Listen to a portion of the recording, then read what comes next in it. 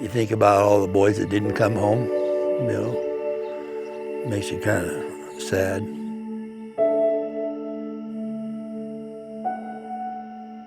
We didn't know what we went over there for. We didn't know what we were fighting over there for what. It's kind of hard to see the black and white of it, My name's Robert Christensen, and I was a specialist, 4th class. I was in a trucking outfit. 1965, I got my draft letter. October 18th of 1965, I got my draft notice. And I went through boot camp in 66 and went to Vietnam in 66. And I come out of Vietnam in 67. I was the only boy in my family raised by farmers, so we didn't get to go nowhere. We just stayed home and worked, I never even seen the Mississippi until I was 19. So and we're only 70 miles from it. So yeah, when I got drafted, I was out picking corn out back here. Before, you were just a timid kid. You didn't know nothing, So that was quite a change. They asked me when we got to Des Moines, what branch would you want in if you had your choice? But I picked the Army, and of course they took me right away in the Army. In this picture, I was pretty well shot, but I did win all this money.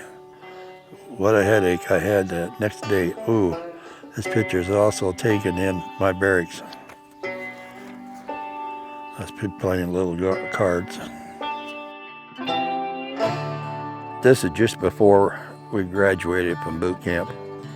We're getting ready to go to AIT school. That was our unit insignia, the Blue Devils, M14, 1st Platoon. I was only in the Army about 4 months before I got orders to go to Vietnam. It didn't say where in Vietnam, it just said the Far East.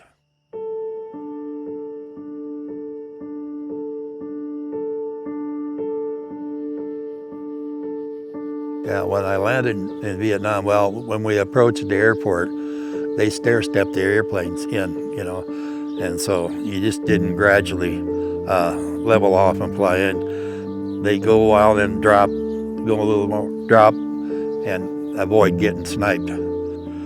But by noon, my company had come to the airport and picked me up. When we got in our company area, it was called Camp Red Ball. It was a truck driving base, and deuce and a halves and 10-ton semis, and we had about 100 of each, and for every truck we had 2 drivers. And then when we loaded up for a convoy, it would take about 5 days to get all the trucks loaded. And then when we got the go,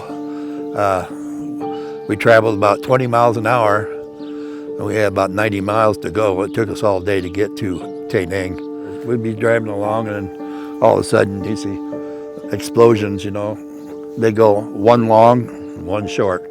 They're zeroing in on you, They were blowing up bridges, and they blew up 4 or 5 trucks. Yeah, I didn't think we were going to make it back. There was only 80 trucks down there. We really didn't hurt them much, but it split the convoy in half. So like about 35, 40 trucks made it through, and the rest of them had to turn back. And then they bought the big red one, and they cleaned the shit out of them down there.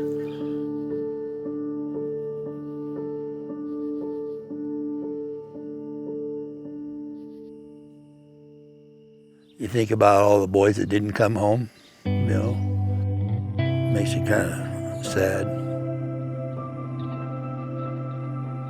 She said they want to recognize the veterans, and they want to install a flagpole. I said, cool, let's get them out here. Yeah.